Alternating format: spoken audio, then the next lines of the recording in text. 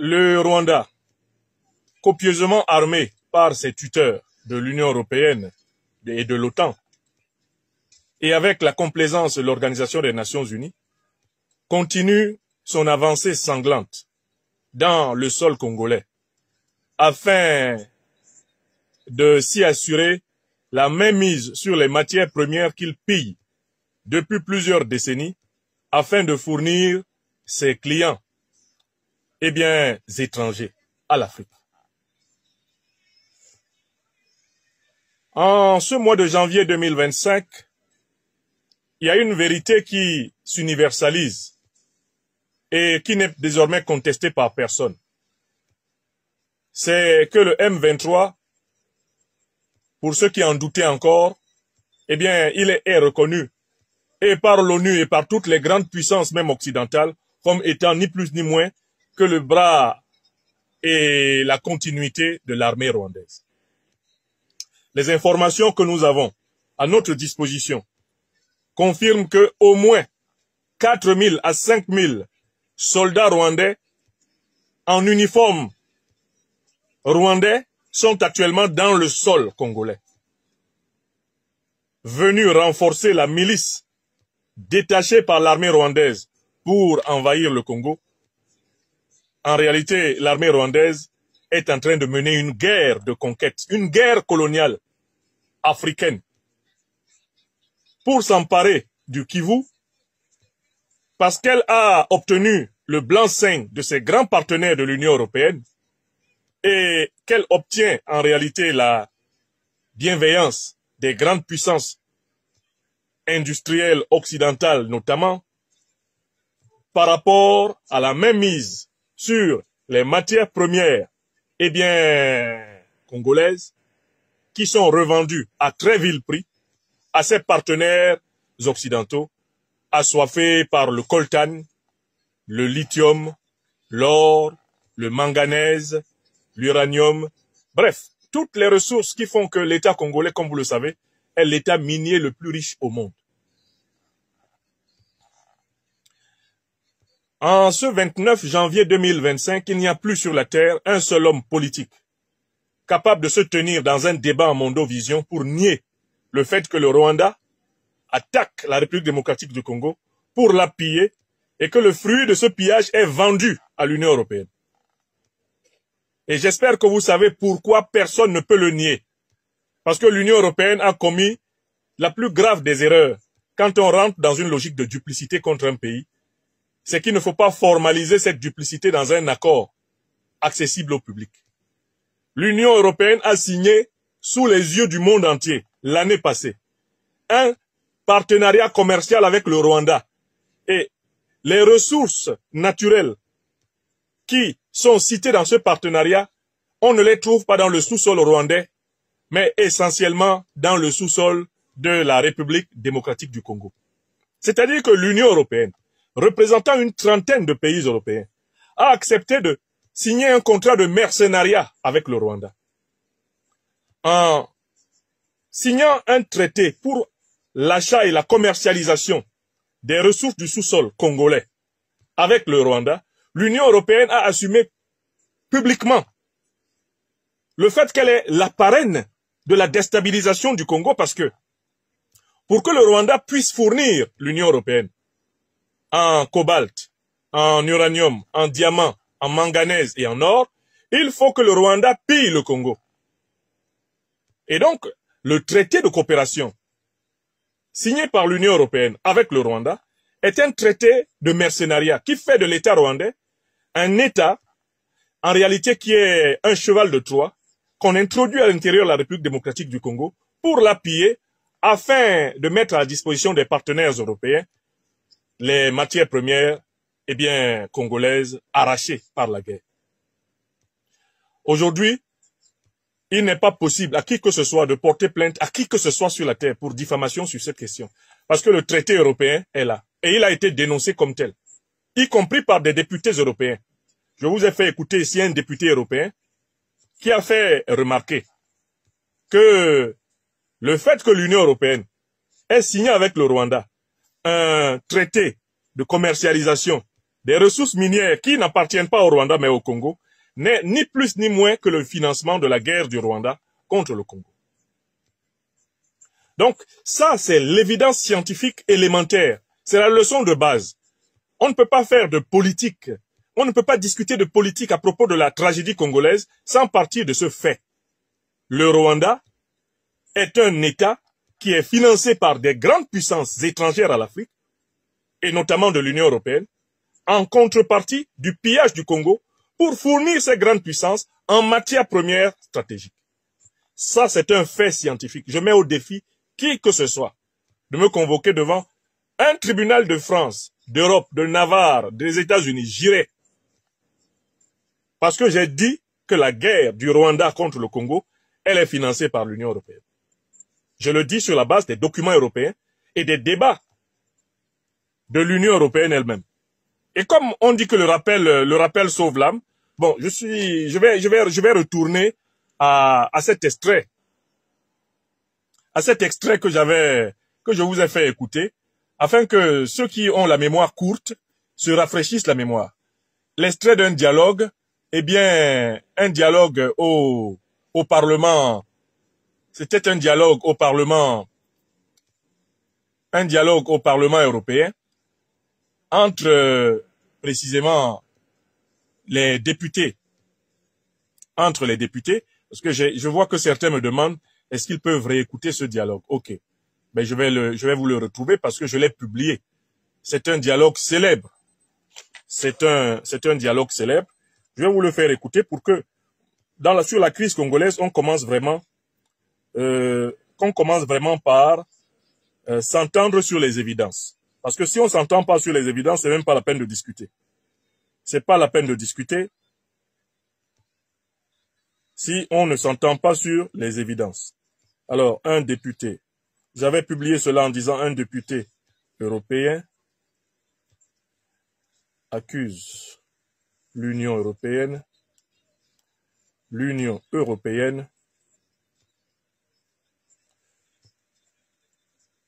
Rwanda. Je vous retrouve cette vidéo, je l'espère, très rapidement. Voilà. Alors, je crois que j'ai trouvé la vidéo. Maintenant, je vais vous mettre. Vous êtes peut-être au courant de la situation en RDC. Le M23 et les forces armées rwandaises ont lancé une offensive sur Goma, une des villes les plus peuplées de la République démocratique du Congo. Ils la contrôlent presque totalement. Les exactions du Rwanda et de... Je vais aller chercher celle que j'avais fait circuler. Voilà, hop. Monsieur le commissaire désigné, bonjour. Voilà. Je m'exprime en français. Voilà. Vous nous avez dit tout à l'heure ne pas vouloir vous inscrire dans le modèle chinois de partenariat qui débouche sur des violations de droits fondamentaux. Monsieur le commissaire, je participe à ce principe. Mais dans les faits, la Commission a passé un accord avec le Rwanda pour nous fournir des matériaux dont le Rwanda ne dispose pas. Et du coup, l'armée rwandaise va en RDC chercher ces matériaux-là, ces matières premières. Voilà. Le prix de ça, monsieur le commissaire, c'est des violations du droit humain. Le prix de ça, c'est des crimes de guerre commis par l'armée rwandaise. Le prix de ça, c'est des enfants soldats qui sont utilisés. Monsieur le commissaire, est-ce qu'on va enfin relier les valeurs aux pratiques? Est-ce que vous allez arrêter cet accord avec le Rwanda? Est-ce que vous allez chercher un autre type d'accord avec le Rwanda? Est-ce que enfin vous allez reconnaître que le prix de notre autonomie stratégique, ça ne peut pas être la violation des droits de l'homme, ça ne peut pas être la complicité dans les crimes de guerre? Donc, Honorable Member, thank you. je ne vous laisserai même pas écouter la réponse du député qui était la réponse du commissaire qui était d'une nullité déconcertante. Je veux seulement encore reprendre la dernière déclaration du même député. Le même député a fait une déclaration ces dernières heures qui peut nous intéresser. Je lui redonne la parole. C'est un homme très courageux qui vraiment... Voilà. Je vais prendre maintenant la déclaration du député, le député Thierry Mariani. Thierry Mariani est intervenu lui aussi à l'Union européenne. C'est pour vous montrer que c'est une évidence à l'intérieur de l'Union européenne. Une condamnation à mort est une sentence que notre Parlement ne peut pas accepter. C'est pas ça que je veux. Mais n'oublions pas que la République démocratique... C'est pas celle-là que je veux, c'est une autre intervention du même député, le député Mounir Satouri. L'homme que vous avez écouté tout à l'heure s'appelle Mounir Satouri. Je lui redonne la parole. Hop. Totalement. Les exactions du Rwanda et de son proxy M23 en RDC sont connues, documentées en 2024. Plusieurs rapports de l'ONU ont été publiés sur le sujet. Les preuves sont là. Le Rwanda est responsable de recrutement forcé d'enfants soldats, de massacres de civils, d'utilisation du viol comme arme de guerre et de pillage systématique des ressources de la RDC. Pourtant, en 2024, c'est l'année où la Commission a signé un accord d'entente avec le Rwanda pour importer sur le sol européen des minerais stratégiques auprès du Rwanda. Une grande partie de ces minerais proviennent de la RDC. En novembre, à l'occasion des auditions des commissaires, j'ai demandé au commissaire Sikela s'il comptait suspendre cet accord avec le Rwanda. Il m'a affirmé qu'il n'était pas au courant, mais alors pas du tout, qu'il n'a jamais entendu parler des exactions commises par le Rwanda. In pieces of information I have available are basically saying something different. Rwanda is one of our most prominent partners in Africa. Vu la situation récente à Goma, j'ai donc décidé de lui envoyer une lettre qui a été consignée par près de 30 députés européens de différents groupes. Nous lui demandons de suspendre l'accord d'entente et d'arrêter les financements des activités militaires de l'armée rwandaise. Je vais lui envoyer les rapports de l'ONU qui documentent le désastre qui se joue sous nos yeux. Ils sont assez épais, vous le voyez, et je vais aller les affranchir pour qu'il le reçoive dans son bureau à Bruxelles. Il ne pourra plus, à partir de la réception de ce document, dire qu'il ne sait pas, qu'il ignore la réalité, que la responsabilité de l'Union européenne n'est pas engagée. Nous avons appris que... Voilà. Très bien. Alors, donc ça, c'est d'abord ce qu'on appelle le fait. Quand le docteur des preuves est au travail, il commence d'abord par vous donner les faits à propos de chaque question qu'il aborde, n'est-ce pas? Personne de ceux qui suivent la présente conférence ne peut dire le Rwanda n'est pas financé par l'Union européenne pour piller le Congo. Personne ne peut le dire. Personne sur la terre ne peut le dire devant les preuves qui sont à votre disposition. Personne ne peut dire les armes que le Rwanda utilise pour ensanglanter le Congo sont fabriquées au Rwanda, sont achetées avec l'argent de la richesse du Rwanda. Ce n'est pas vrai. La richesse du Rwanda ne lui permettrait pas de se procurer le type d'armes sophistiquées avec lequel il attaque le Congo. Ce sont les armes qui lui sont fournies par ses parrains occidentaux, le Rwanda. De telle sorte que, de manière très logique, on doit savoir que la guerre que le Rwanda mène contre la République démocratique du Congo est indirectement une guerre au service des intérêts de l'impérialisme occidental. Ça aussi, c'est une vérité scientifique. Voilà la première leçon. Il faut que les Africains apprennent à avoir le courage de servir la vérité. L'ONU même a reconnu que le Rwanda attaque la République démocratique du Congo pour le piller. Alors, quelle est l'explication que le Rwanda, de son côté, le régime rwandais de Kagame a tenté de donner de son intrusion à RDC? L'explication traditionnelle du Rwanda, c'est de dire que des militaires de l'ancien régime Habyarimana, qui a été renversé par la rébellion de Paul Kagame, vivent désormais en République démocratique du Congo et menacent la sécurité du Rwanda. En vérité, ce n'est pas vrai, parce que depuis plusieurs années, la force de l'armée rwandaise est telle qu'on n'a plus noté d'événements militaires contre le Rwanda sur son territoire de la part des anciens membres précisément des forces fidèles au régime Habyarimana. Ce n'est pas vrai. Et jusqu'à ce jour, il n'y a pas eu d'initiative massive d'agression militaire contre le Rwanda partant du territoire congolais. Aucune. Félix Tshisekedi et avant lui Joseph Kabila ont veillé à ne pas permettre une attaque militaire massive à partir de la République démocratique du Congo vers le Rwanda. Ces faits-là se sont raréfiés. On n'en est même plus à la période du génocide dans les années 94, ou même à la période du régime Kabila où il y avait une certaine fragilité militaire de cette frontière. La frontière rwando-congolaise était en train de devenir une frontière pleinement commerciale quand Kagame a décidé d'inventer le M23, de l'envoyer au Congo pour voler, pour piller les richesses du Congo. Donc la thèse rwandaise de l'intrusion dans le territoire congolais à la recherche de la sécurité de sa frontière n'est qu'un alibi, un prétexte. Car on voit très bien que si l'Union européenne est allée jusqu'à signer des traités pour exploiter les richesses du Congo à travers le Rwanda, cela veut bien dire que ce n'est pas pour la sécurité de la frontière nord du Rwanda ou pour la sécurité de la frontière ouest du Rwanda que le Rwanda est entré en République démocratique du Congo. C'est bel et bien pour voler et fournir, en tant que bon receleur, en tant qu'État receleur, fournir, eh bien, ses parrains. Voilà pour ce qui est des faits. Maintenant, il y a d'autres leçons qu'il faut tirer de la crise congolaise.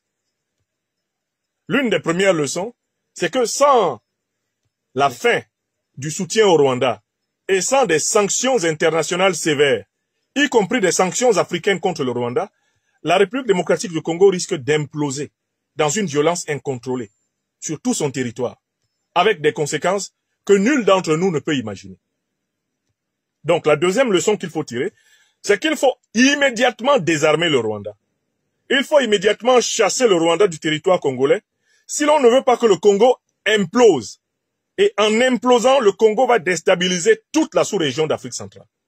Parce que si les flots de réfugiés congolais doivent entrer en République centrafricaine, doivent entrer au Congo-Brazzaville, doivent entrer au Cameroun, doivent entrer vers le Tchad, doivent remonter vers le Soudan, doivent entrer vers le Kenya, si le peuple congolais tout entier se met sur les routes, l'Afrique centrale explose. Regardez bien le danger humanitaire et le péril régional que cela comporterait, en plus avec le risque que un certain nombre d'épidémies potentiellement pandémiques qui ont été injectées à l'intérieur du territoire congolais, le risque que, avec cet exode, ces épidémies se répandent d'une manière terrible. Ce risque-là serait celui, en réalité, d'un véritable et immense génocide africain. Par des voies militaires, par des voies sanitaires, par des voies économiques, par des voies de déstabilisation de la sécurité de toutes les frontières. Donc il y a une urgence, d'abord pour les puissances africaines, qui sont les premières concernées. Et je pense ici à l'Afrique du Sud, qui vient pourtant de perdre des soldats, tués par les troupes rwandaises. Je pense ici à l'Angola, qui a une capacité militaire suffisante. Je pense au Zimbabwe. Ce sont des pays qui ont des capacités militaires suffisantes. Il est temps pour eux de prendre à cœur, eh bien, de proposer une intervention militaire ayant pour but de défaire, je ne dis pas, de défaire le M23 et de défaire le Rwanda. Il faut que le Rwanda perde la guerre qu'il livre contre le Congo.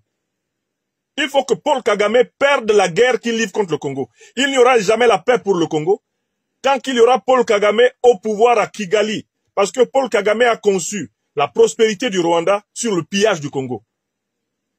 Et il est important que Kagame perde la guerre, qu'il morde la poussière, eh bien du Kivu jusqu'à Kigali. Et c'est la responsabilité première des puissances africaines. Pour moi, ça c'est la deuxième leçon. On ne peut pas laisser Kagame continuer à prospérer dans la déstabilisation sous-régionale. Il existe des armées africaines capables de battre Kagame. L'armée congolaise, telle qu'elle a été construite, telle qu'elle a été structurée, telle qu'elle a été préparée sous les régimes de Joseph Kabila et de Félix Tshisekedi, très clairement, elle n'est pas en capacité. Pourquoi? Parce qu'elle n'a pas été suffisamment préparée à la guerre. Elle n'a pas été suffisamment préparée à l'épreuve. On a tout fait pour que cette armée soit fragile. On a tout fait pour que cette armée ne soit pas capable d'affronter l'armée rwandaise. On a tout fait pour créer un déséquilibre militaire entre les deux armées. Ça a été fait exprès, parce que pour que l'armée rwandaise puisse entrer en territoire congolais, il faut que l'armée congolaise ne soit pas suffisamment armée. Il faut que l'armée congolaise ne soit pas suffisamment entraînée. Il faut que l'armée congolaise ne soit pas en confiance. Il faut que l'armée congolaise n'ait pas été préparée sérieusement à défendre son territoire. On a veillé à fragiliser la République démocratique du Congo, en interne et en externe, et à renforcer le Rwanda, parce que c'est la condition pour que le pillage et le business continuent. La réponse à ce problème doit venir d'abord de l'Afrique et des grandes puissances africaines qui sont autour de la République démocratique du Congo. Elles doivent entrer au Congo, aller chercher l'armée rwandaise, la battre jusqu'à Kigali, jusqu'à ce que Kagame fuit. Parce que c'est lui le problème. Tant qu'il n'est pas militairement battu, on n'a pas la paix dans les Grands Lacs. Ça, c'est la deuxième leçon. La responsabilité des États africains pour battre le Rwanda. L'armée rwandaise doit être battue. Parce que tant qu'elle n'est pas battue, elle ne laissera pas le Congo en paix. Ça, c'est la deuxième leçon. Il y a une troisième leçon.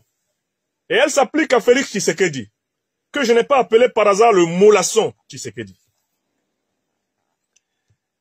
Incapable de préparer depuis plus de 6 ans qu'il est au pouvoir l'armée congolaise à la lutte de libération de son territoire, Tshisekedi est allé chercher des mercenaires occidentaux, principalement roumains et partiellement français, en tout cas dirigés par un Français.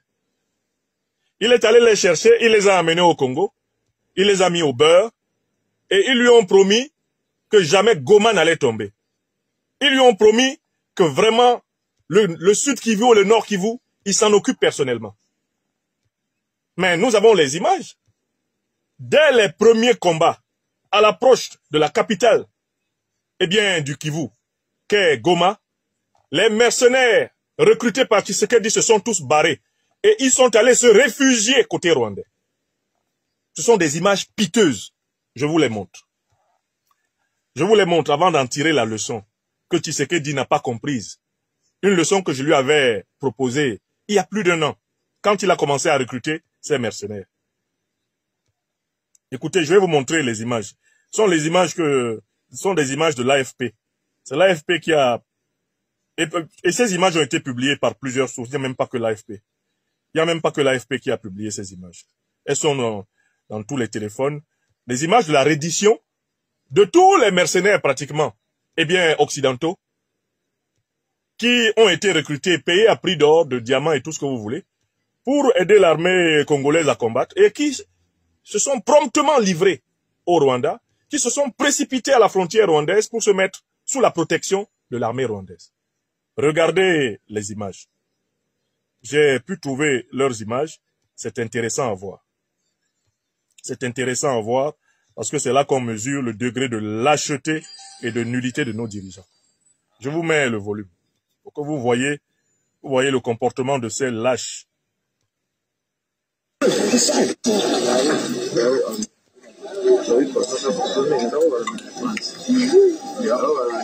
Les voici.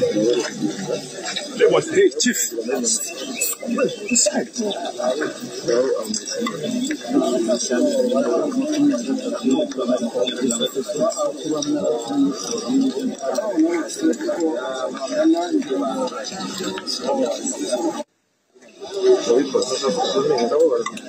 Les voici arrivant côté rwandais. On les met en rang.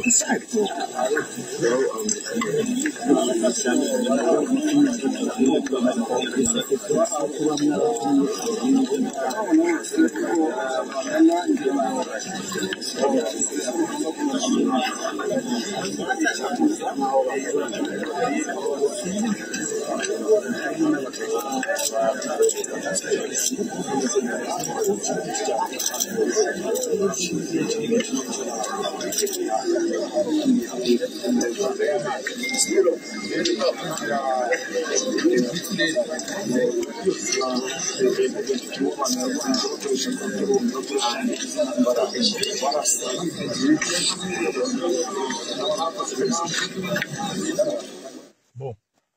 Donc vous avez bien vu ces mercenaires.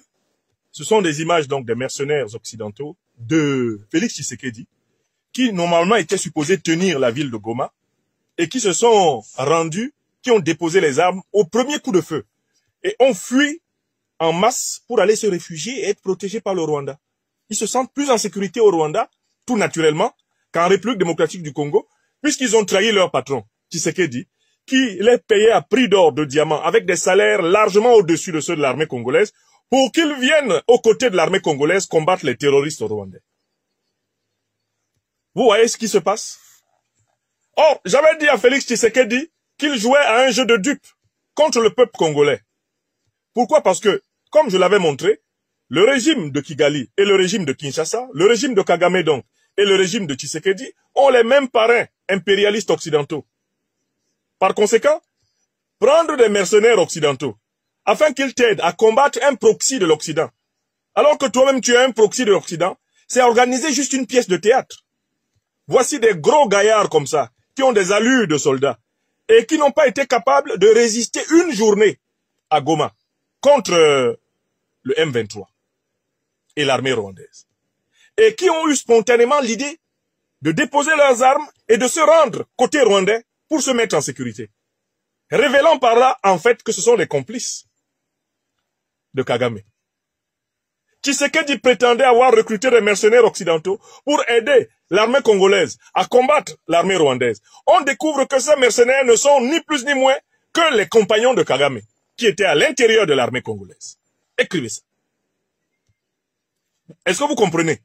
Est-ce que vous voyez le degré de misère mentale, de misère intellectuelle qui frappe l'élite qui dirige le Congo? Tshisekedi, il a été prévenu plusieurs fois. Vous ne pouvez pas prendre des mercenaires occidentaux pour combattre un État qui a été armé par l'Occident pour vous combattre. Vous ne pouvez pas le faire. Ce n'est pas possible.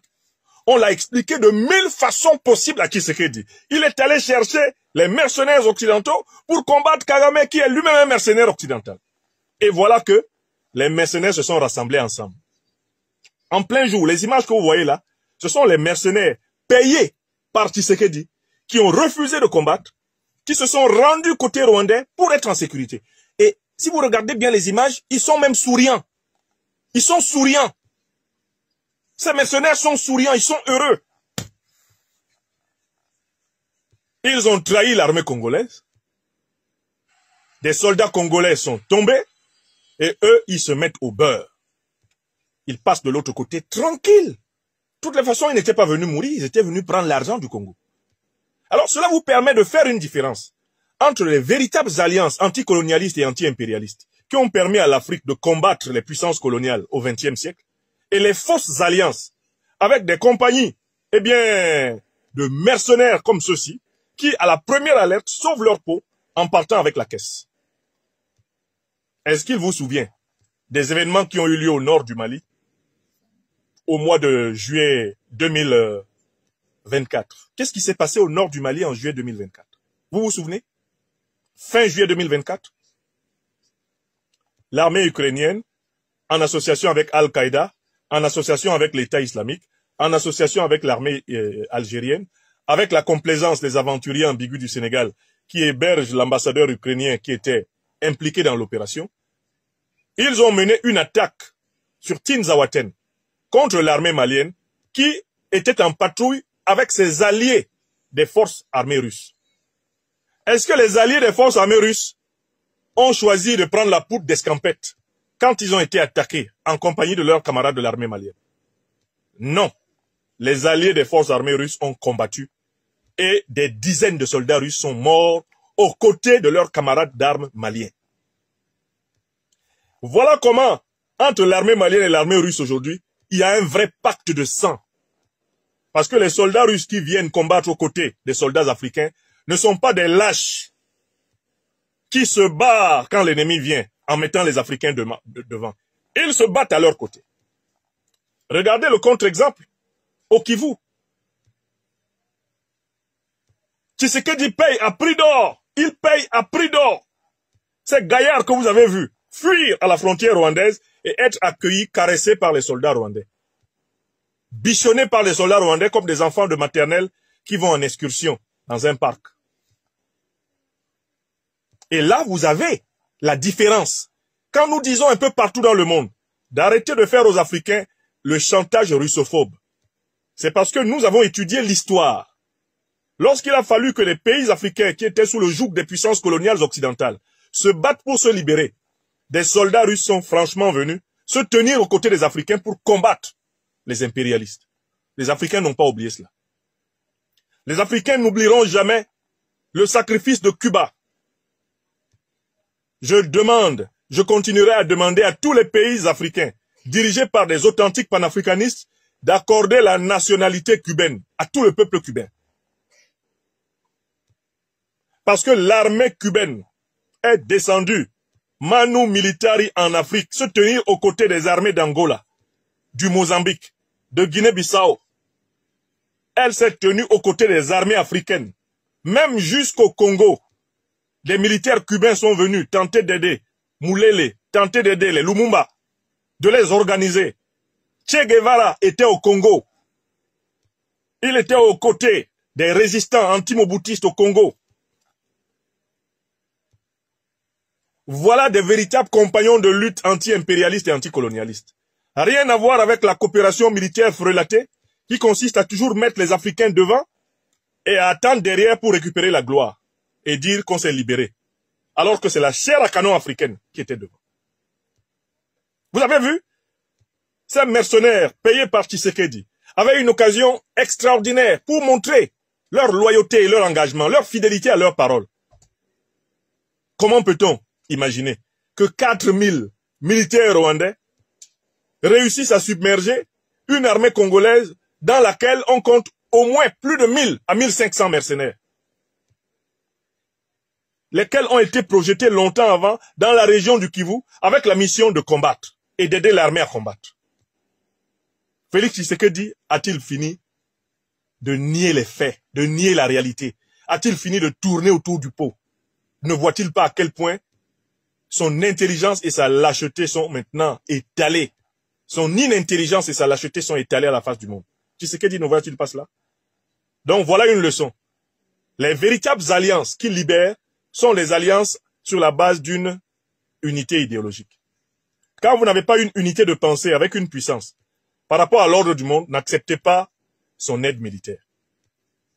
On ne peut pas accepter l'aide militaire d'une puissance qui finance des terroristes pour venir nous aider à combattre le terrorisme.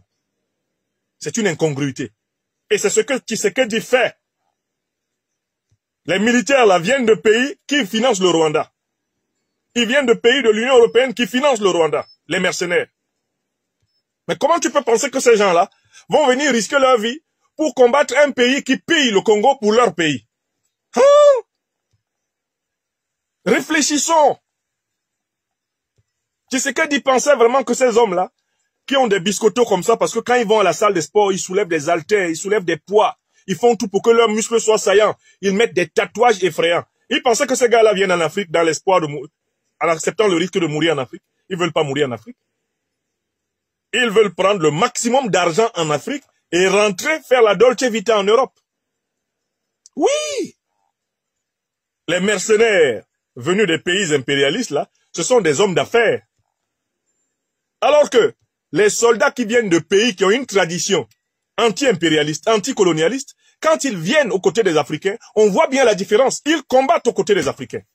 Ils rentrent dans le feu aux côtés des Africains, comme on l'a vu au nord du Mali, lorsque l'armée malienne et ses alliés russes sont tombés dans un traquenard tendu par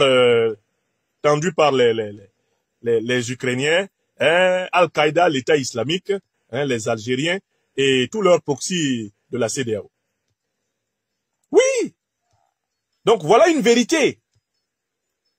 Voilà une vérité qu'il faut vraiment noter ici.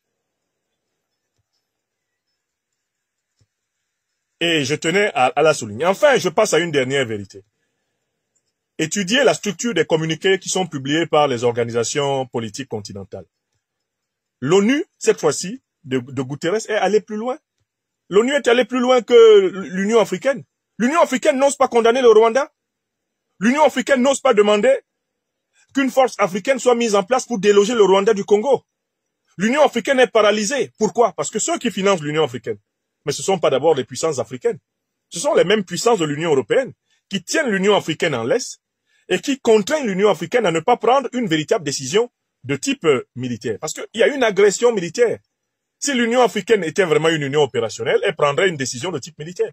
Elle donnerait mandat à l'Afrique du Sud, à l'Angola, au Zimbabwe par exemple, qui sont 3 pays de tradition panafricaniste révolutionnaire. Elle leur dirait, l'Union africaine vous autorise à lever des bataillons et à aller défaire l'armée de Kagame. Il faut vaincre Kagame pour que les Grands Lacs soient en paix. L'Union africaine serait capable de prendre cette décision. Mais oui. Mais pourquoi ne la prend-elle pas? Parce que l'Union africaine n'est pas une organisation populaire. C'est pas une organisation de libération africaine. C'est pas une organisation au service des intérêts africains. Elle se comporte exactement comme la CEDEAO s'est comportée ces dernières années, notamment en Afrique de l'Ouest, depuis qu'elle a été dévoyée en gardienne d'une pseudo-démocratie que personne ne respecte. Enfin, il y a une dernière leçon que je veux souligner ici, c'est que M. Tshisekedi a mis toute sa diplomatie en branle pour obtenir au final seulement des condamnations verbales de l'agression rwandaise. Certes, on peut dire que le fait que l'opinion internationale condamne verbalement l'agression rwandaise, c'est déjà une victoire médiatique et un début de victoire diplomatique pour la République démocratique du Congo. Mais je fais remarquer à M. Tshisekedi que les condamnations verbales ne se sont jamais traduites dans cette affaire jusqu'ici en action géostratégique, géopolitique, en action sécuritaire et militaire. Aucune sanction n'a été prise ce jour contre le Rwanda. Aucun contrat avec l'Europe, avec les États-Unis, avec la Grande-Bretagne, aucun contrat avec toutes ces puissances qu'il envoie piller le Congo n'a été remis en cause. Félix Tshisekedi a donc le choix entre 2 voies. Soit il continue à faire la politique de l'autruche en pensant que les grandes puissances occidentales qui soutiennent le Rwanda vont le soutenir contre le Rwanda, et tout cela va mal finir puisque le M23 va rentrer à Kinshasa, soit en réalité une partie de l'armée au service des intérêts étrangers va être chargée de le renverser. Donc il risque un coup d'État en réalité néocolonialiste et impérialiste. Soit le M23 rentre à Kinshasa et rallie une partie corrompue de l'armée congolaise pour le renverser. Soit même déjà à Kinshasa, avec ce que je vois les événements commencer là, une partie de l'armée fatiguée de lui et peut-être appuyée même de l'extérieur par ses puissances le renverse. Ça c'est le premier cas. Et le deuxième cas, pour Tshisekedi, c'est l'heure du courage. C'est l'heure d'assumer des actes de libération. C'est de nouer de toute urgence les alliances qu'il faut pour mener la véritable guerre de libération du Congo. Ces alliances, il doit chercher à les nouer fortement avec le Zimbabwe, avec l'Angola, avec l'Afrique du Sud. Il doit chercher à les nouer avec la Chine et la Russie pour mener la lutte de libération. Ça, c'est la deuxième option pour Tshisekedi. Changer complètement sa doctrine géopolitique. Et puis, cette option-là, elle a la faveur du peuple. Vous avez bien vu le comportement du peuple congolais. Le peuple congolais n'est pas du tout agressif envers les représentants de la Russie et de la Chine. Parce que le peuple congolais sait qui soutient le Rwanda contre lui. Le peuple congolais le sait. L'évidence scientifique dont j'ai parlé dans la première partie de mon intervention, elle est dans la rue. Les Congolaises et les Congolais savent que sans l'aide de l'Union européenne, sans le soutien des grandes puissances occidentales, le Rwanda ne serait pas capable de faire la guerre au Congo. Alors, par conséquent, la République démocratique du Congo ne peut pas compter sur l'Occident pour combattre le Rwanda. Elle doit donc changer de système d'alliance. Et si Tshisekedi ne le fait pas, il sera renversé. Il sera d'abord renversé peut-être par un général, un militaire au service des impérialistes occidentaux, mais celui-là aussi finira par être renversé par un militaire révolutionnaire. Parce que le peuple congolais finira par gagner. Des Congolaises et des Congolais qui aiment ce pays finiront par gagner. Parce que cette arnaque qui consiste à payer des mercenaires étrangers, supposés combattre pour protéger Goma, et qui se retrouvent en train de faire ami-ami avec l'armée rwandaise, cette arnaque, Félix Tshisekedi, en fait, elle est de nature à lui valoir un bon procès pour haute trahison. Ce type mérite un procès pour haute trahison. Parce que ce n'est pas faute d'avoir été prévenu. Ce n'est pas faute d'avoir été averti. Tshisekedi a reçu, de par le monde entier, des analyses lui disant qu'il faisait une fausse politique. Une politique mauvaise pour le peuple congolais. Mais La politique qu'il a menée est une politique de vassal, de valet de l'impérialisme occidental. Et s'il continue à la mener, il va y laisser les plumes comme Mobutu. S'il continue à la mener, il va y laisser les plumes comme tous les serviteurs, comme les bongos. Il va y laisser des plumes. S'il continue à la mener, il laissera des plumes comme Saddam Hussein. Toute politique qui consiste pour toi à défendre les intérêts des puissances étrangères contre ceux de ton peuple est une politique qui fait de toi, à la fin de ta vie, d'une manière ou d'une autre, un homme rejeté dans les poubelles de l'histoire. Et ça, il faut qu'on le dise clairement à M. Tshisekedi. J'ai vu certaines nouvelles selon lesquelles il envisagerait d'aller prendre des conseils auprès des 3 États polaires de l'Alliance des États du Sahel. Ça, c'est bien. Mais j'ai l'impression qu'il y va trop lentement. Il y va trop lentement. Et que Tshisekedi fait semblant de ne pas savoir qu'il devait le faire depuis longtemps. Ce n'est pas faute d'avoir autour de lui-même des gens qui lui ont dit qu'il fallait s'y mettre, sérieusement, qu'il fallait accepter de perdre du poids. Parce que parfois j'ai l'impression que Tshisekedi a un seul problème, il est angoissé à l'idée de perdre du poids. Il est angoissé à l'idée de ne plus mener une existence bourgeoise, à l'idée de ne plus se déplacer à tout vent en avion. On parle de pratiquement 500 voyages à l'étranger. Qu'est-ce qu'il faut à l'étranger tout le temps, ce monsieur? Avec un pays dans cet état. Qu'est-ce qu'il faut à l'étranger tout le temps? Et quel bon endroit il manque au Congo pour une vraie villégiature de président? Quel bon endroit il manque au Congo? Et puis finalement, si les Congolais devaient être protégés, mais la force de l'ONU, vous avez vu son efficacité face à l'armée rwandaise? Vous avez vu l'efficacité de la force de l'ONU? Elle aussi, elle est présente au Congo pour dire courage, fuyons. Courage, fuyons. Qu'est-ce qu'elle fout? Que fait la MONUSCO au Congo? Puisqu'elle est incapable de combattre l'armée rwandaise, pourquoi occupe-t-elle le sol congolais? C'est pour ces raisons que les Maliens se sont débarrassés de la MINUSMA. Quand ils se sont rendus compte que la présence de la MINUSMA était plutôt nuisible à la paix et à la sécurité du Mali. Quand ils se sont rendus compte que la MINUSMA n'était pas une mission des Nations Unies pour la stabilisation du Mali, mais une mission des Nations Unies pour la déstabilisation du Mali. Les Maliens s'en sont débarrassés. Qu'est-ce que le peuple congolais, les autorités congolaises attendent pour demander à l'ONU de quitter leur sol? Donc oui, je peux le dire en un mot comme en 36 000, c'est un changement de doctrine géopolitique et géostratégique qui peut libérer le Congo. Il faut passer des alliances avec le bloc impérialiste aux alliances avec le bloc multipolaire. Il faut passer des alliances avec le bloc néocolonialiste aux alliances avec le bloc panafricaniste révolutionnaire. C'est du côté du bloc panafricaniste révolutionnaire et du côté du bloc du monde multipolaire que se trouvent les victoires africaines qui libèrent. Écrivez ça. Écrivez ça. Je renouvelle ma solidarité. Je réitère ma solidarité au peuple congolais, aujourd'hui martyrisé.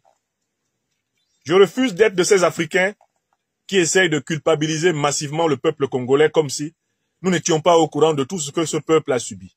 Tout en encourageant le peuple congolais à poursuivre la noble lutte de sa souveraineté, de sa dignité, de sa prospérité, je tiens à le saluer et à lui dire toute ma compassion, toute mon affection, tout mon respect et tout mon amour. Parce que ce n'est pas facile, eh bien, de survivre à tout ce qu'il a subi. Je salue par cette occasion aussi les forces armées de la République démocratique du Congo qui, dans des conditions extrêmement difficiles, essayent de préserver la stabilité de l'État congolais. On ne peut pas les jeter entièrement comme on jetterait un bébé avec l'eau du bain. Je leur demande, au nom de l'Afrique, au nom du peuple congolais, je leur demande de tenir bon, de faire tout ce qu'elles estiment nécessaire pour rendre au Congo son indépendance et sa souveraineté. Dans des périodes aussi difficiles, la responsabilité incombe premièrement aux militaires. Ceux qui sont à la pointe du risque de mourir ont une responsabilité énorme. Et il est temps que les forces armées de la République démocratique du Congo se fassent respecter, au Congo comme au Rwanda. Et si Tshisekedi continue à ne pas vouloir accepter la révolution géostratégique, géotactique et géopolitique, qui est la condition de la libération du Congo, c'est la responsabilité du peuple congolais de dire à Tshisekedi de quitter le palais présidentiel. C'est par là que je chute. Si Tshisekedi, après l'épisode de cette nouvelle entrée de l'armée rwandaise dans Goma, continue avec la fausse politique qu'il mène, qui est une politique de valet de l'impérialisme occidental, il faut déposer Tshisekedi. Il faut lui demander de quitter le palais présidentiel, de rentrer à Matongé, boire son champagne avec ses amis. Il faut lui demander de rentrer tranquillement à Bruxelles, de laisser le peuple congolais tranquille, parce que l'affaire du Congo, là, ça le dépasse. Voilà. Et Tshisekedi, il faudra le surveiller dans ses déclarations dans les prochaines heures. Parce que ce monsieur-là, pour se faire élire récemment, il a osé dire la chose suivante. Je n'ai jamais oublié ce qu'il a dit. Écoutez cette vidéo de Tshisekedi. Écoutez ça. Voici ce que Tshisekedi a osé dire aux Congolais pour se faire élire lors de la dernière élection. Qu'est-ce qu'il a dit? Je commence la guerre contre le Rwanda. Je vous le dis ici, bon de retenir en haut. Si ça se fait demain, c'est comme ça les Mado. Attendez. Je commence la guerre contre le Rwanda. Je vous le dis ici. Non, attendez. On va bien voir ce rigolo, ce qu'il disait. Donc si voilà. Je commence la guerre contre le Rwanda. Je vous le dis ici, bon de retenir en haut. Si ça se fait demain. Non, recommencez, monsieur. Ça se fait demain. Ouais. C'est comme ça les Malobis. Donc si ils osent faire ça demain, mercredi, pendant que les Congolais seront en train d'aller voter, la Chambre sera réunie en congrès. Les deux chambres seront réunies en congrès pour me donner cette autorisation. Et jeudi, je fais feu. Et aujourd'hui, on n'a même pas besoin d'envoyer des troupes au sol au Rwanda. De chez nous, nous pouvons atteindre Kigali. La moindre escarmouche. Lisez sur mes lèvres. Je vais réunir les deux chambres en congrès, comme me le recommande la Constitution, et je vais leur demander l'autorisation de déclarer la guerre au Rwanda. Je le dis et je pèse mes mots. Les Congolais, n'ayez peur de rien. Nous avons aujourd'hui les capacités de mettre cet individu hors d'état de nuire. Tshisekedi, il faudra le surveiller dans ses déclarations, dans les prochains. Vous avez vu comment ce type-là a menti à son peuple? Quand il voulait se faire élire, il a dit que la question rwandaise serait militairement réglée en un temps record et qu'il mettrait Paul Kagame hors d'état de nuire. Voilà Kagame qui nuit. Où est Tshisekedi? Où sont passées les promesses de Tshisekedi? Est-ce qu'on a le droit de mentir comme ça à un peuple? Est-ce que c'est normal? Vous trouvez ça normal? Je ne trouve pas ça normal. C'était en 2024. Tshisekedi a menti, tout le monde l'a vu. 2024 ou 2023. Il a menti, tout le monde l'a vu. Dès que je fais ceci. Dès que je fais ceci. Voilà le dès que là qui est arrivé. Tshisekedi. On fait comment? Les Congolais sont comment?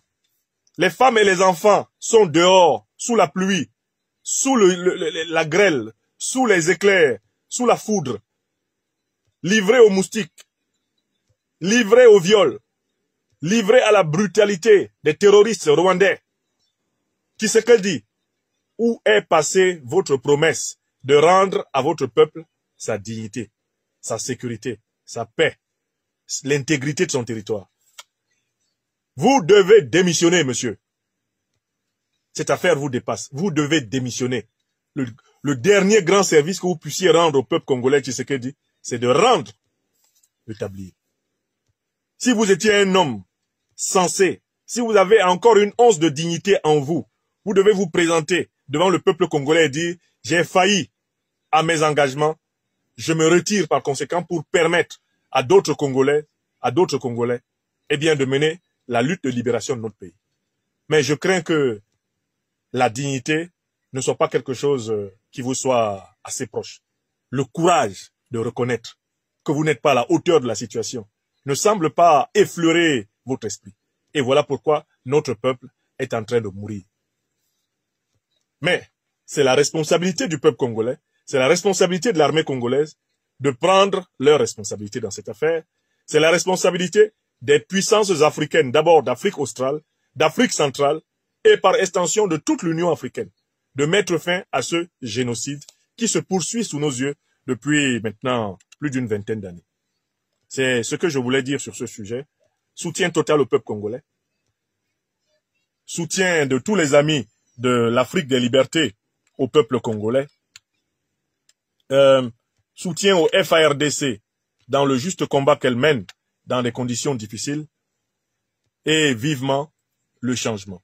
Vivement le changement de la doctrine géopolitique et géostratégique et géotactique dans ce pays pour que ce peuple cesse de souffrir.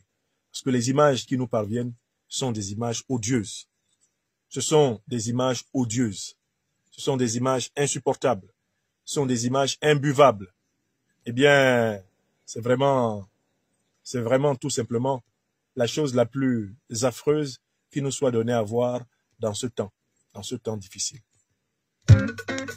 Veuillez tout simplement vous abonner et activer la cloche de notification pour ne rien rater. Retrouvez KDV Africa sur YouTube, Facebook, TikTok.